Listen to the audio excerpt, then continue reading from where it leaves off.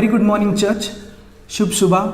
मैं विश्वास करता हूँ कि आपके पूरे परिवार, आपके बच्चे, फैमिली सब सेफ है by the grace of God, परमेश्वर के अनुग्रह से। और धन्यवाद परमेश्वर को कि हमें उसने चंगा और स्ट्रांग रखा है इस मुश्किल की दौर में। चर्च में एक कहना चाहता हूँ कि इस समय बहुत सारे परिवार अपने हर एक तकलीफ़ से गुज़र रहे हैं। कोई फाइनेंस, कोई और किसी काम से और किसी तकलीफ़ से, कोई बीमारी से। तो मैं विश्वास करता हूँ इस समय के लिए आप लोग को सब पता है कि पास्टर का परिवार भी बहुत मुश्किल से दौर से गुजरा है। और धन्यवाद फैमिली कि आपके प्रार्थना के वजह से आज उसका परिवार स्ट्रांग है और सब परमेश्वर महिमा परमेश्वर को। कलिशा, आज हम इस वचन की ओर जाएंगे। आज मैं आपका बहुत समय नहीं लूँगा। परमेश्वर ने मुझे 4 पॉइंट दिया है जो मेरे जीवन में छुए हैं और मुझे लगता है कि इस पॉइंट हमारे हर एक ज़िंदगी में भी इम्पॉर्टेंट है।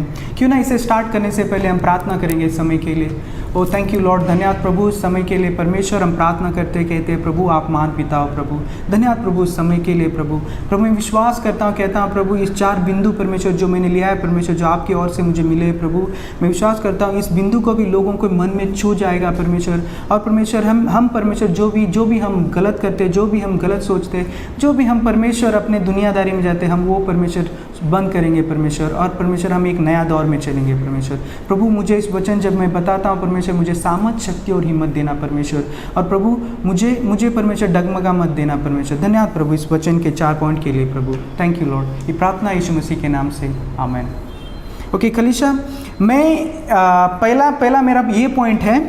इंग्लिश में इस पॉइंट लिखा है, पॉइंट नाम है ओवर थिंकिंग। यानी ज़्यादा सोच। जब हम इंसान ज़्यादा सोचते हैं, ये बहुत हमारे ज़िंदगी में बहुत गलती हो जाता है। तो क्यों ना उससे पहले हम इस पॉइंट को देखने से पहले एक वचन पढ़ेंगे, मैथ्यू 6:33 से 34। ओके, मैथ्यू 6:33 से 34 ऐसा कहता है। ओके, इसलिए पहले तुम परमेश्वर के राज और उसके धर्म की खोज करो, तो ये सब वस्तुएं भी तुम्हें मिल जाएगी। आमीन। अथवा कल की चिंता न करो, क्योंकि कल के दिन अपनी चिंता आप कर लेगा। आज के लिए आज ही का दुख बहुत है। आमीन। Thank you Jesus for this beautiful verse के लिए परमेश्वर सचमुच कहता है, इस वचन कहता है कि हमें कल की चिंता करना नहीं चाहिए, हमें सिर्फ और सिर्फ आज की चिंता और आज करना चाहिए। आप लोगों को पता है, जैसे बच्चे लोग को, स्पेशली बच्चे लोग रहेगा उनको पता है, जो नाइकी ब्रांड है, उस पर ना एक चीज़ लिखा हुआ है, वो इंग्लिश में लिखा है, वो ऐसा लिखा है जस्ट डू इट। उस वर्ड कहता है इंग्लिश में जस्ट डू इट यानी कर दो। अगर हम अपने ज़िंदगी में करेंगे तो ही हम फल देखेंगे, अगर हम नहीं करेंगे तो फल कहाँ देखेंगे। हम सिर्फ खाली चिंता और हमारे चिंता में हम डूब के ख़त्म हो जाएंगे। ओके, इंग्लिश में ऐसा कहता है, if you do it you will get more fruits, right. If you do it you will get more fruits. अगर हम करेंगे तो हमें उसका फल मिलेगा। या प्यारे लोगों, अगर हम नहीं करेंगे तो हमें फल कहाँ से मिलेगा। तो हमें करना बहुत ज़रूरी है। ओके कलीसिया, हम दूसरा पॉइंट को देखेंगे। हमारा दूसरा पॉइंट है वरिंग यानी चिंता। ओके, इस मीनिंग को देखने से पहले हम क्यों ना इस वचन में जाएंगे, जो खूबसूरत वचन लिखा है। और वचन है लुक्का में लिखा है, लुक्का 12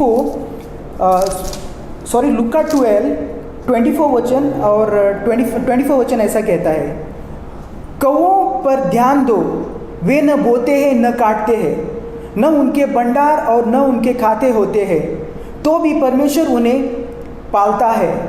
तुम्हारा मूल्य परीक्षों से कहीं अधिक है। आमीन।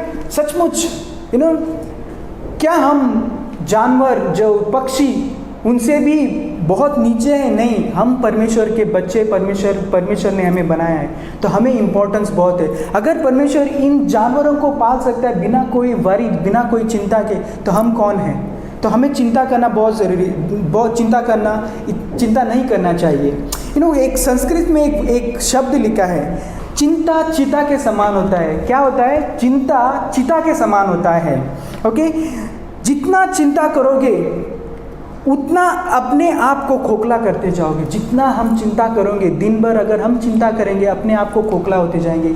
जैसे हम चिंता कर करके स्ट्रेस हो जाते हैं, हम चिंता कर करके डिप्रेशन में चले जाते हैं। आखिरी में क्या मिलता है हम कुछ ना कुछ अनाप शनाप कर लेते हैं, जो शायद हम तो चले जाएंगे, हमको नहीं पता चलेगा, हमारे परिवार को, हमारे दोस्तों को, हमारे जो भी है उनको सबको मुश्किल हो जाएगा। तो देखो, चिंता करना ज़रूरी है, लेकिन हम चिंता कर करके अनवांटेड जो गलत तरीके से करना बहुत गलत है। ये वचन भी इतना खूबसूरत लिखा है, कल की चिंता छोड़ दो, उस चिंता को परमेश्वर देगा। क्यों ना हम परमेश्वर की ओर फोकस करेंगे, परमेश्वर को कहेंगे, परमेश्वर, हाँ परमेश्वर, मुझे ये तकलीफ, ये चिंता हो रही है ज़िंदगी में, लेकिन हम बैठ गए एक जगह में, कोने में बैठ के हम अगर चिंता करते बैठेंगे तो हम कहीं नहीं पहुँचेंगे। ओके कलीसिया, अब हम तीसरी पॉइंट की ओर देखेंगे। हमारा तीसरी पॉइंट ये है अतीत में रहना। अतीत में रहना इंग्लिश में ऐसा कहता है living in the past. Living in the past यानी जो अतीत में रहना, जो हम अपने पिछले जो भी हमने पास्ट में जो गलतियां किए हैं उसको लेके हम बैठते हैं। हमने बहुत सारे लोगों को देखा है जो पास्ट में जो उन लोगों ने किया है उसी को दोहराते अपने और अतीत को या बार बार याद करके अपने आप को कमज़ोर कर देता है। ओके, अगर इट्स इंग्लिश में ऐसा है, इट्स डन एंड डस्टेड, वो हो गया, धूल होके चला गया वो। अगर उसको हम वापस अपने ज़िंदगी में लाएंगे तो कुछ फ़ायदा ही नहीं है। Okay, try to create a better present for a wonderful future in your life. What's a English word बहुत अच्छा कहता है, ये कहता है try to create a better present for a wonderful future in your life. Okay, हमें अपना जो बेटर, जो अच्छी ज़िंदगी के लिए हमारे आने वाले अतीत में हमें अच्छा बनाना बहुत ज़रूरी है। तो मैं विश्वास करता हूँ कि हमें अपने अतीत को भूल जाएंगे, हमें हमारे अतीत को छोड़ देंगे। बहुत सारे कलीसिया में ऐसी बात होती है जो हमारे ज़िंदगी में होती है। कोई बच्चे को अतीत लेके परेशान होते हैं, कोई अपने माता पिता जो भी है उनके अतीत के पीछे लेके परेशान होते हैं, कोई अपनी वाइफ एंड हस्बैंड का अतीत को लेके परेशान होते हैं। और बहुत सारे ऐसे अतीत हैं जो दैट अगर हम उस अतीत को भूलेंगे और आगे बढ़ेंगे और तभी हमारे ज़िंदगी में साकार और इम्प्रूवमेंट आएगा। मैं विश्वास करता हूँ कि प्यारे लोगों, हम अपने अतीत को भूल जाएंगे और हम अपने नए दौर में नए ज़िंदगी के साथ भूलेंगे। वचन भी कहता है भूल जाओ उस अतीत को और नए दौर में आ जाओ। ओके, और आज का प्यारे लोगों, आज का मेरा चौथा पॉइंट है, द लास्ट पॉइंट, ये है खुद पर शक न करो। इंग्लिश में please do not doubt your self. Okay, in Hindi it says खुद पर शक न करो, please do not doubt your self. वाह, मैं बहुत बार लोगों को देखता हूँ, सारे लोगों को देखता हूँ, कहीं ना कहीं अपने आत्मविश्वास और क्षमता को लेकर वो इतने तकलीफ में वो खोखले हो चुके हैं। हम खुद अपने आप पे बैठ के डाउट, विश्वास, शक करते बैठेंगे तो हमारा अतीत खोखला हो जाएगा। तो खुद पर विश्वास करना बहुत ज़रूरी है। एक हिंदी में बहुत अच्छा ये कहता है, खुद पर विश्वास नहीं करोगे तो पूरी दुनिया आप पर विश्वास कैसे करोगी। वाह, दिस इज़ रियली गुड। अगर खुद पर विश्वास नहीं करोगे तो दुनिया कैसे विश्वास करेगी।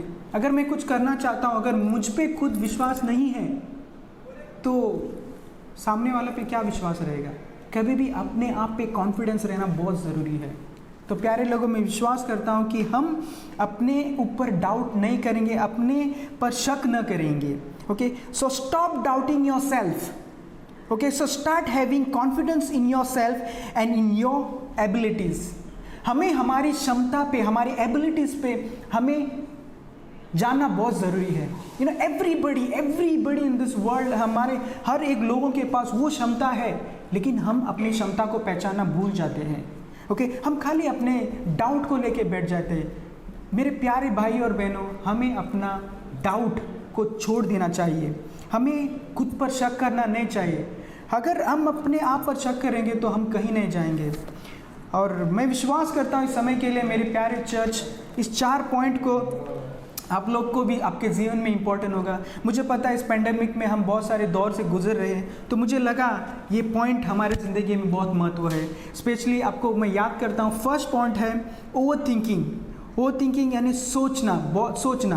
ओके, सेकेंड पॉइंट वरी यानी चिंता।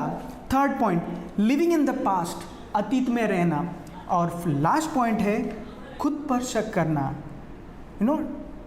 Doubting your self. Okay, it is better not to doubt. So मैं विश्वास करता हूँ परमेश्वर मुझे ये वचन, ये पॉइंट आपके जीवन में डालना के लिए मैं यहाँ पे समाप्त करता हूँ. और हम एक प्रार्थना करेंगे, कहेंगे परमेश्वर इस चारों पॉइंट को जो परमेश्वर आपने मुझे दिया है परमेश्वर, और मैं विश्वास करता हूँ इस पॉइंट को भी आप लोगों के जीवन में लागू होगा. क्यों ना हम अपने आंख बंद करेंगे इस समय के लिए प्रार्थना करेंगे. थैंक यू फादर, धन्यवाद प्रभु इस समय के लिए परमेश्वर. मैं विश्वास करता हूँ, कहता हूँ परमेश्वर धन्यवाद प्रभु इस 4 बिंदु के लिए परमेश्वर. इस चारों बिंदु परमेश्वर मेरे जीवन में परमेश्वर कार्य में बदल सके परमेश्वर, और मैं परमेश्वर एक स्ट्रॉन्ग इंसान बन सकूँ, एक कॉन्फिडेंशियल इंसान बन सकूँ प्रभु. मैं अपने हर एक एबिलिटी, जो भी क्षमता मेरे में उसको पहचान सकूँ परमेश्वर. धन्यवाद प्रभु इस समय के लिए प्रभु. मैं प्रार्थना करता हूँ हर एक परिवार को परमेश्वर, हमारे NLC परिवार को परमेश्वर सुरक्षित रहे और सतर्क रहे परमेश्वर, और इस पेंडेमिक में हर एक चीज़ों से परमेश्वर और काम हो सके, निकल सके परमेश्वर. धन्यवाद प्रभु इस समय के लिए. ये प्रार्थना यीशु मसीह के नाम से, आमीन. Thank you church.